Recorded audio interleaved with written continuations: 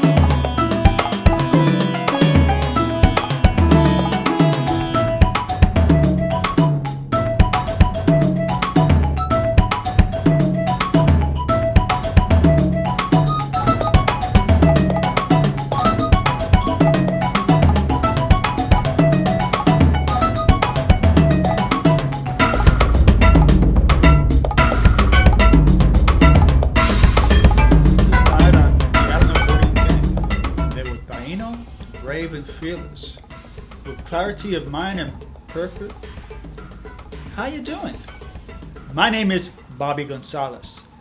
I am a storyteller. Welcome to my bodega. Come and join me for a half hour of fun, facts, and nostalgia as we explore a New York phenomenon, the neighborhood bodega.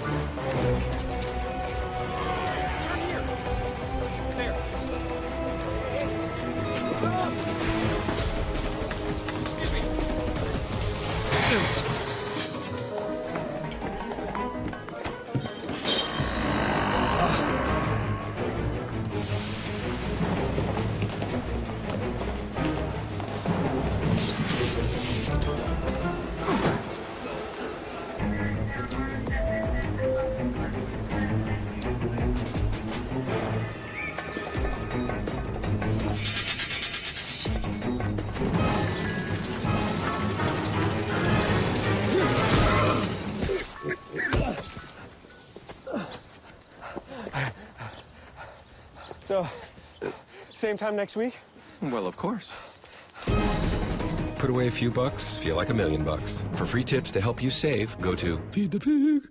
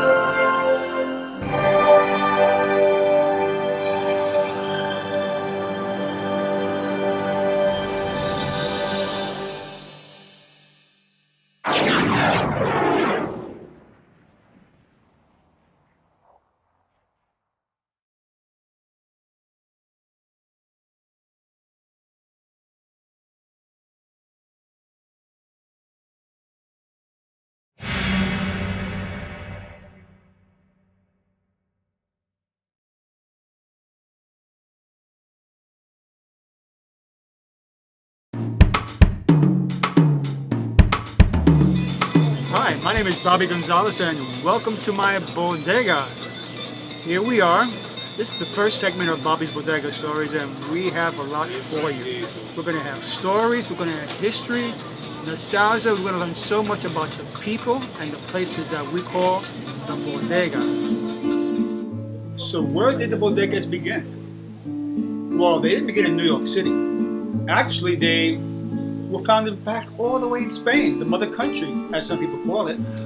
But the word itself is not Spanish, it's not Latin. It's from the Greek, a Greek word for storeroom. And as the word and the concept was sent over to Spain, it became bodega. And bodega was and is a cellar where they sell wine and or food.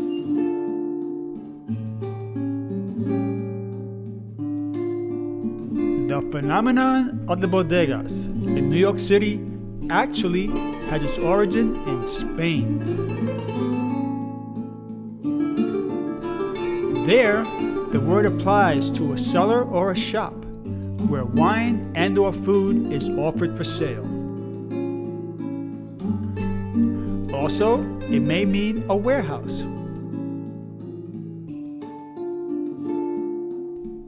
Spaniards have lived in New York City almost from the time of its birth.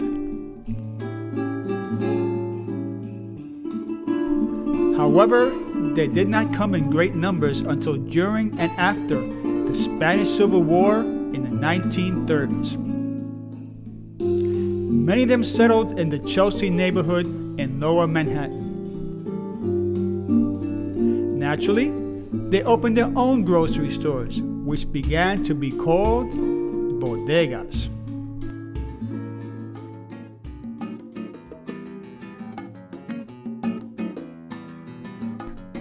When the Great Migration of Puerto Ricans began after the Second World War in the late 1940s, the Puerto Ricans began a domination of the bodega industry in New York City that lasted several decades.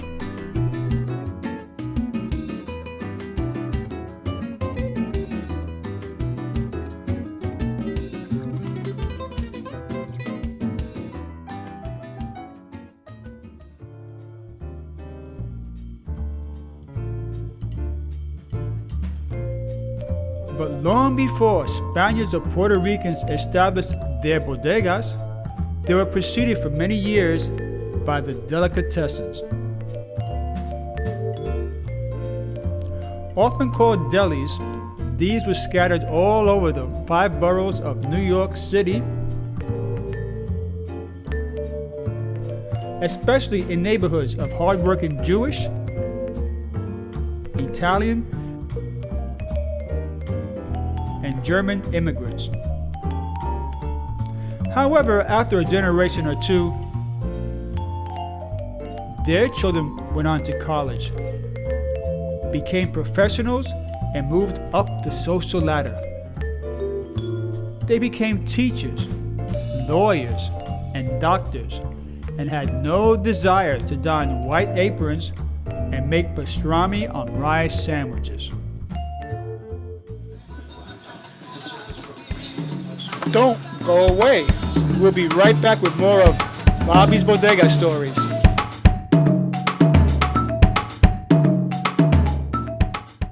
Tú cuidas de nosotros. Es hora de que te cuidemos a ti. Te necesito. Sabes muy bien lo que me gusta comer y me cuidas y tratas como un rey. Y contigo aprendí a saltar y a jugar. Me alegro mucho por ti, ahora ya puedes pagar un seguro médico al fin.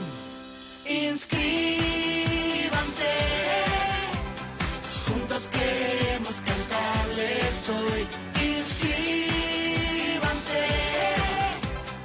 cuídense gente, por favor. Ahora que el seguro médico sale más barato, podrás comprarme golosinas y mimarme todo el rato.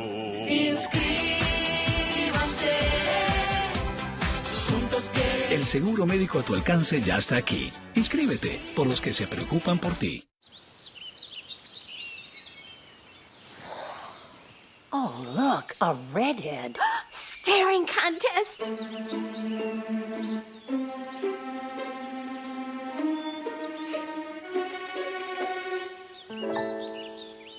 You still got it. I know. Come alive with the forest. The dad was cute. They were looking right at us. Visit discovertheforest.org to find a forest near you. So I've come up with a family emergency plan. Great. What is it? It's difficult to talk about, so I'm not telling you. How will we know what to do? You won't. I'm so glad I won't have to remember anything. And me too. Thanks for this, sweetie. Talk to your kids about who to call, where to meet, what to pack. Search Ready Kids at nyc.gov or call 311. I'm 1 on Lucky Guy. The chance of being involved in a robbery is 1 in 757. The chances of being struck by lightning. 1 in 750,000. Please fasten your seatbelts for unexpected turbulence. The chances of being a victim in an airline crash? 1 in 29 million. Hey, could I get some peanuts? The chances of being involved in a car crash are far greater than lightning strikes and plane crashes. And if you are texting while driving, your risk of crash increases 23 times. Now, I may be an unlucky guy, but I don't have to be part of that statistic, and neither do you. Drive responsibly.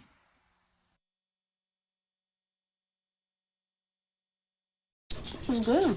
Homemade noodles. Oh. Marty, stop it. Oh my goodness, I'm so sorry. It reminds me. I've been thinking maybe we should try a new form of birth control. I heard about this one. It's called the IUD, intrauterine device. Or we could try the patch on your arm. Actually, I think that one goes in your butt. Bedsider.org has birth control information and a lot more. And it's... What do you think, then? Arm or the butt?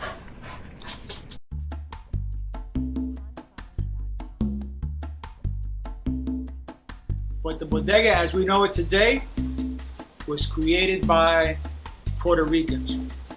After World War II, in the late 40s, came this great wave of migrants from Puerto Rico. By the way, Puerto Ricans are not immigrants. They are born American citizens.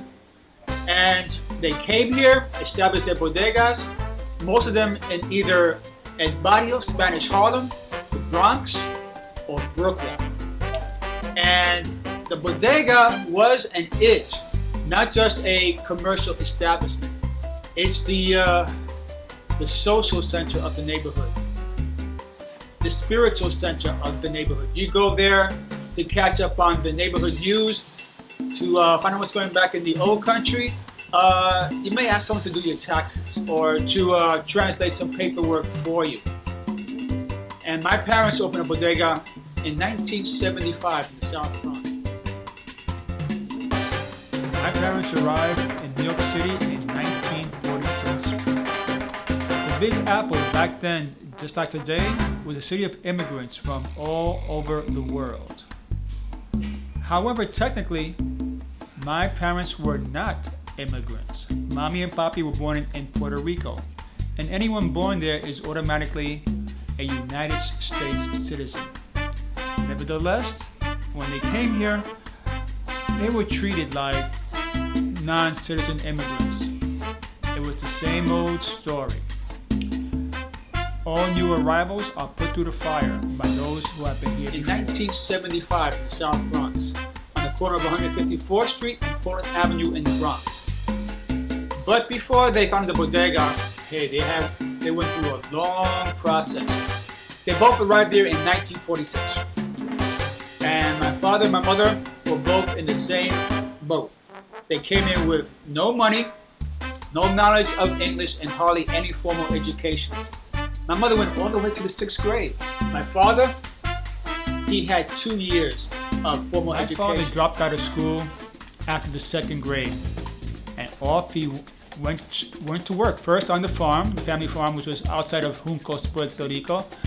And then he traveled all over the island looking for work, which was very hard during the Great Depression. He did so many things. He worked on tobacco plantations, harvesting tobacco. He cut sugar cane.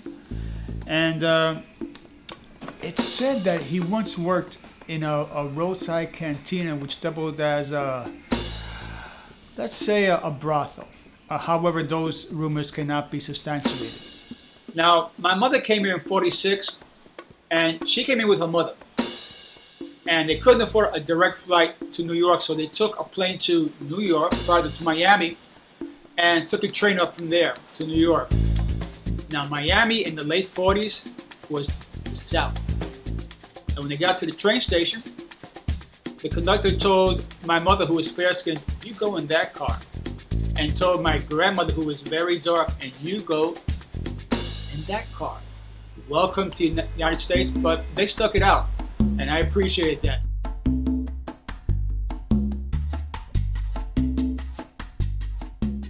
Me llamo Ramsés Estrado. Mi nombre es Salvador Santos. Me llamo Raquel Mendoza y esta es mi vida. Trabajo alrededor de 9 a 10 horas diarias. Yo a veces tengo que ayudarle a mi mamá. Los niños tienen que ir a la escuela, nosotros tenemos que ir al trabajo.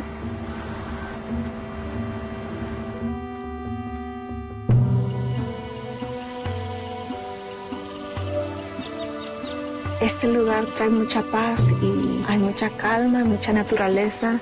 Yo considero que esto es buena vida, estar aquí. A mí me gusta aquí. Quiero venir muchas más veces con mi familia. El bosque es increíble, está mucho más cerca de lo que yo pensaba. Este lugar es maravilloso. Quiero regresar con mi familia más seguido. Encuentra el bosque más cercano en descubreelbosque.org. El bosque, más cerca de lo que crees.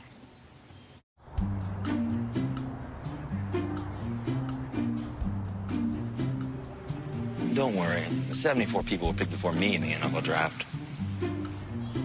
To fight childhood obesity, United Way and the NFL are helping kids play at least 60 minutes a day.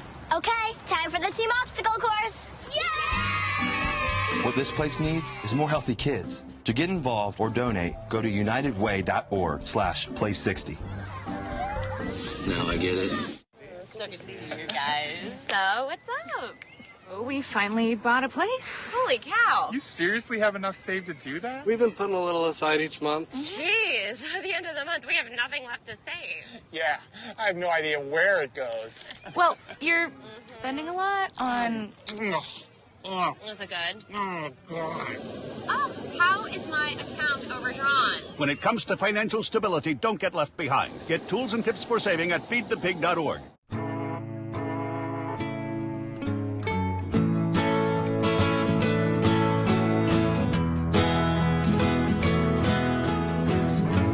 Wake the sun, tell him that I've begun to dream of things to come, and tell the trees not to look for me. I'm going to find some peace of mind. Wake the sun, wake the sun, wake the sun, wake the sun.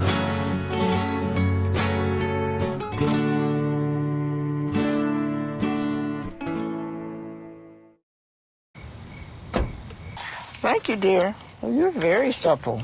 Just like I was at your age. Back then, I was a sex expert. Used to call me the buttered biscuit. I know about birth control, too. So you can ask me anything, baby. Bedsider.org has birth control information and a lot more. And it's... Have you had sex in this car yet?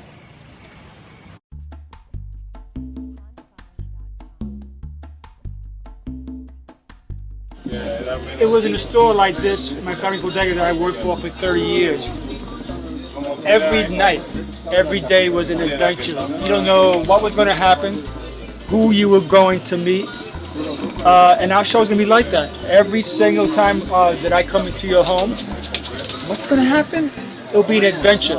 And that's what the bodega is. It's a world that's unpredictable, wonderful people, a lot of challenges. My father worked in the bodega for 30 years. So imagine working 30 years without a vacation, without a day off. And he was on his feet day and night. And that's one reason why I still have that little arthritis behind my right knee. Hello, how you doing? One thing though, I have to tell you about the bodega. I had to learn all kinds of Spanish. I had to learn Dominican, Puerto Rican, Mexican, Salvadoran, and Colombian. And I had to be very careful what words I use. Because some words in Spanish for Puerto Rican are innocent, and for somebody else, uh-oh. But we're going to explore a lot of that in our show because the bodega is not just a business, it's a social center, it's a cultural world, it's a spiritual center of the neighborhood. And the family here at the store is La Familia of the block. The mother, the father, the children, and it's a home away from home. And that's why we want to share with you Bobby's Bodega Stories and introduce to you a wonderful world, the New York City Bodega. I grew up not too far from here, over in the project, so I know the neighborhood pretty well. I remember when this neighborhood, this block here was all German people, and up there was Jewish people. A whole different world. Look at that. It was back in the 60s. Yeah, 50s. Sure. And I remember when the Grand Concourse was bilingual, English and Yiddish. Look at that. And Yiddish. Yiddish, that's what the Jewish people used to speak. Yiddish. It was different. And of course I went to Yankee games a few blocks down. But when I was a kid, a bleacher seat was 75 cents. Look at that. And the Ain't that awesome? The best seat in the house, $3.50. $3.50. And that was the front row. Front row. Close enough. Yeah, you know, those Close are the days. enough. But they won't come back, but hey, yeah. These are the good old days. Yeah. You gotta appreciate each day while we're still here. We had the store when there was a big blackout. Oh, I remember that 1977. There were two blackouts. So the second one, the lights went out. We were saying, what are we gonna do? The milk, the ice cream, the meat, the cheese. So what we did, my brother turned the car around, put the lights at the store. Right. We stayed up all night open. We made a fortune in candles, matches, cigarette lighters, anything that couldn't spoil, we sold that night. Also, you got lucky because they could come and break their whole store. But the morning after, a big truck pulled up in front of the store. The man came out and said, who wants to buy a grand piano? Because my store was located near 3rd Avenue, like I said. Right. And unfortunately, a few people went shopping the wrong way during the blackout. This is Bobby's Bodega Stories, and you're going to learn so much, enter a whole new world. We're going to share with you stories, histories, nostalgia, and it's very important information about the bodega and the people who come to it. And by the way, sir, here are your Swedish fish. No, that's bad for you. There you go. Thanks a lot. I hope you enjoy. Thank you. And remember, bring the money back next time, all right? You still owe me. All right.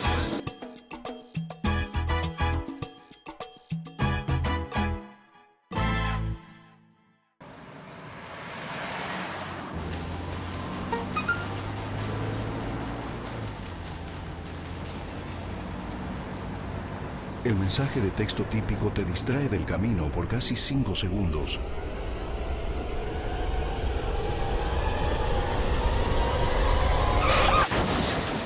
Evita textear. Evita chocar.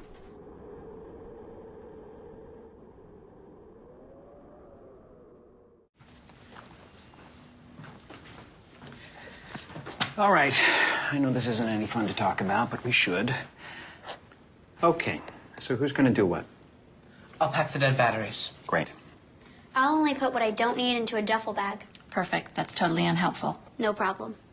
Meanwhile, I will try to comfort everyone by speaking in a calm voice. And I'll try to get the generator going without any gas. Oh, let's not forget the cell phones, which probably won't work. Right. And who is going to handle supplies? I can forget to do a list for us. Thanks, pal. Well, I think we couldn't be any less prepared. I'm proud of you guys. Talk to your kids about who to call, where to meet, what to pack. Search Ready Kids at nyc.gov or call 311. Up, college is hard. Down, those books are heavy. My sport is football, but my passion is education. So every year I take promising high schoolers on a college tour to show them that higher education means a brighter future. My name is Nnamdi Asamoah. I don't just wear the shirt, I live it. You can be a reader, tutor, or mentor too. Take the pledge at liveunited.org/volunteer. Do you wear this? To Maddie, congrats on paying off all those student loans. Finally, right? How'd you manage that anyway? I started tracking my spending, changed a couple of habits. Wow, I'm kind of living paycheck to paycheck right now. I don't even know how I'm doing it. Well, have you tried saving a little? I want to, but where's that money going to come from? Bill collectors, they're the worst. Am I right? When it comes to financial stability, don't get left behind. Not home. Get tools and tips for saving at feedthepig.org. Danse, balance la cadence, on lève bien tes hanches au bal du dimanche. Danse, que la fête commence. Dans ma belle robe blanche, je suis ton chou. You didn't give up on sex. Don't give up on birth control either. There are more methods than you think. Find yours at bedsider.org.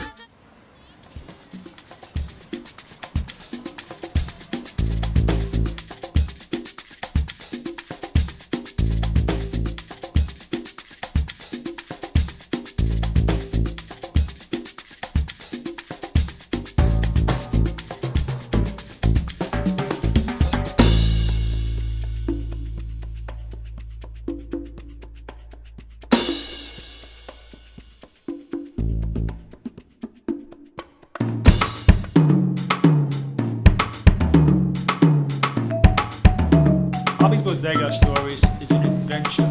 It's an excursion to a world that is rapidly disappearing. The bodegas have been here, well, almost a century, with the arrival of the Spaniards, and then the Puerto Ricans began to dominate the industry, but now it's changed. There are other groups, Dominicans, Arabs, Koreans, Albanians. We could go on and on. And the institution of the bodega is an extinct, no, let me take that back, it's an endangered species. So with this show, we are hoping to document this phenomenon, the history of the store, and its future, if any.